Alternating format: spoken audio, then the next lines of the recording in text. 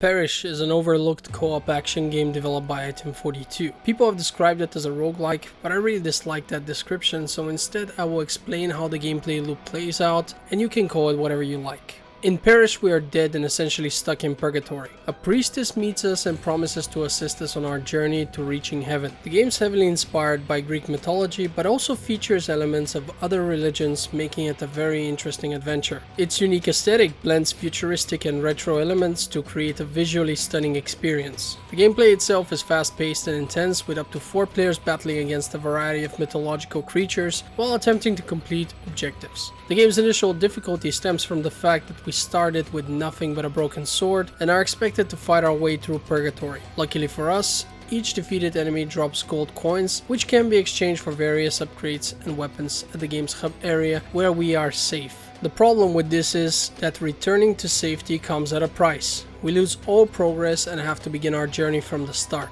But the progress in question involves more than just how far we've come. With each completed objective, the game offers us 3 cards with random upgrades ranging from more damage when aiming down sights to running a bit faster and many more. Most upgrades offer substantial improvements, making the completion of an objective all the more rewarding for the player. This means that we face a choice: risk dying and losing all the money and upgrades that we've gathered, or go back to the safety of the hub so that you can keep the money and use it to buy some newer weapon or passive upgrades, but lose all card upgrades and have to start from the first level again. Initially, I really disliked that system because I was afraid that this would make the game way too repetitive. However, the devs have accounted for it, and each individual level has different objectives which alternate between playthroughs. This goes so far that in some cases the players may actually be granted access to different sections of the map which were locked before. This not only makes sure that the players won't get bored when playing the levels, but actually incentivizes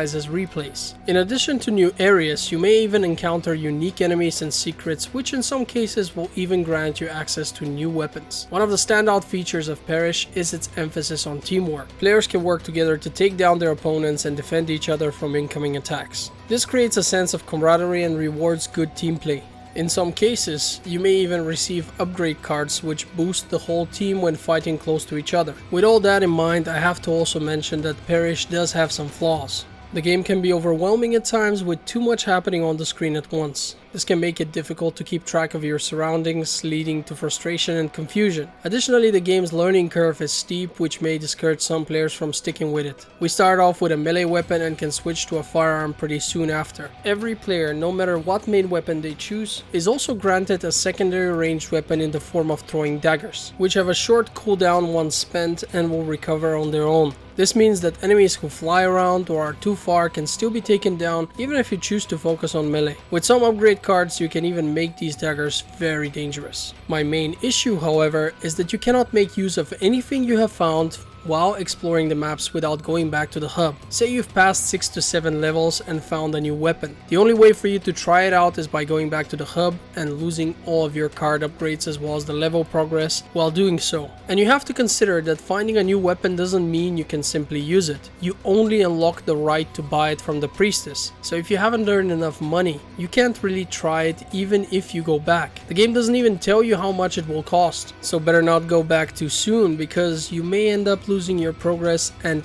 not having enough money to buy it anyway. Another issue to consider is the fact that you cannot revive your teammates directly. The only way to actually bring them back to life is by completing the objective and reaching the save zone between each level. Perish is similar to Left 4 Dead when you consider that it has objectives and save zones between levels. It just feels like this could have been resolved better. For example, by making it possible to revive your teammate with some item which can be bought from the hub or something like that. My final complaint is related to something the game refers to as Orphic rights. Those are challenges which you can buy for money, and when completed will unlock special consumables and even weapons. And just for your information, when I say buy for money, I mean in-game money, not actual money. These two can be switched in the hub meaning that once you complete one of these challenges, you are expected to go back and buy another one. This means yet again that if you are like me and want to do them all because you are a completionist, you have to dedicate entire runs to just doing one such objective and then start over. Now add that the weapons also have individual challenges which need to be completed in order to unlock their additional modes, and it's the same story over and over again. Luckily, the game does give you special items which you can buy and use to skip some of the levels, so that if a challenge requires you to do it in a very specific level, you can be closer to it. But that really feels just like a band-aid and not a permanent solution to the problem. In essence, there are not enough objectives per level to keep the game fresh after so many playthroughs. I believe there are just 3, meaning that after 3 consecutive replays, and I might be wrong, there might be 4, but it's something around that number.